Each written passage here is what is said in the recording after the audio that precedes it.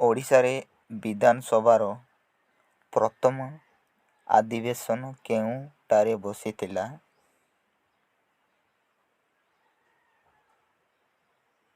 Cuttack Ravenshaw କଲେଜରେ।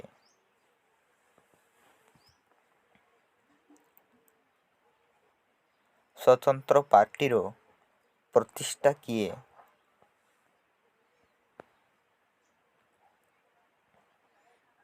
ଚକ୍ରବର୍ତ୍ତୀ ରାଜଗୋପାଳାଚାରୀ।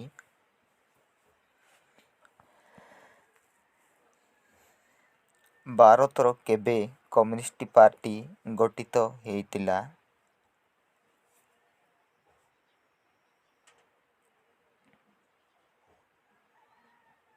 1924 ମସିହାରେ।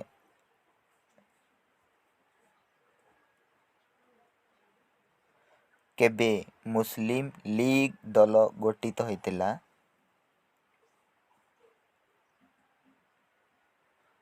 1924 ମସିହାରେ।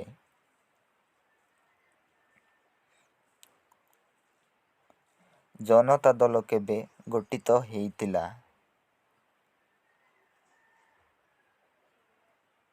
1977। ଲୋକଦଳ କେଉଁ ମସିହାରେ ଗଠିତ ହେଲା? 1969 ମସିହାରେ।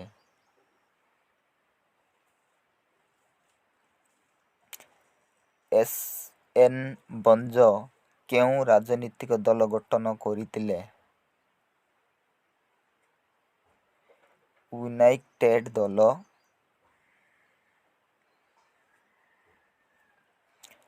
ଜାତୀୟବାଦୀ ଦଳ କିଏ ଗଠନ କରିଥିଲେ? ମହାରାଜା କୃଷ୍ଣଚନ୍ଦ୍ର ଗଜପତି।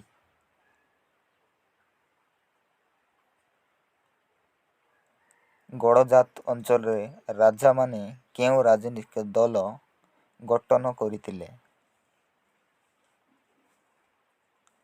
ଜନ କଂଗ୍ରେସ।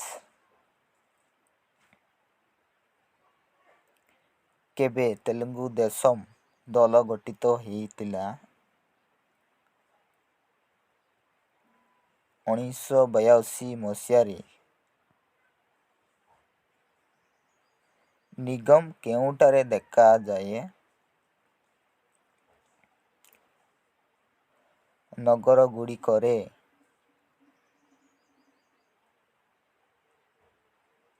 ନିଗମ ଗଠନ ପାଇଁ କେତେ ଲୋକ ଆବଶ୍ୟକ?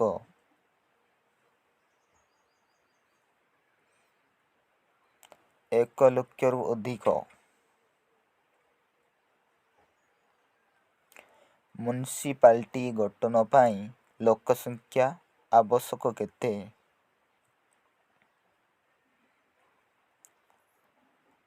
1 ଲକ୍ଷରୁ କମ୍ ଓ 10,000ରୁ ଅଧିକ। ଭାରତରେ ଗ୍ରାମ ପଞ୍ଚାୟତର ପ୍ରତିଷ୍ଠା ପାଇଁ କିଏ ସୁପାରିଶ କରିଥିଲେ? ବଳବନ୍ତ ରାୟ ମେହେଟ୍ଟା। ଓଡ଼ିଶାରେ ପଞ୍ଚାୟତରାଜ ବ୍ୟବସ୍ଥା ପ୍ରଚଳିତ ହୋଇଥିଲା?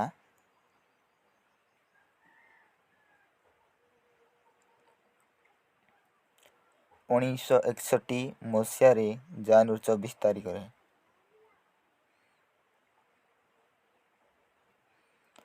ପଞ୍ଚାୟତ ନିଜର ଇସ୍ତଫା ପତ୍ର କାହାକୁ ଦିଅନ୍ତି?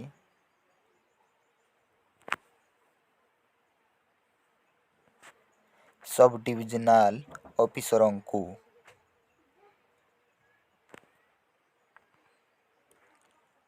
Please my GK teach. Subscribe like this.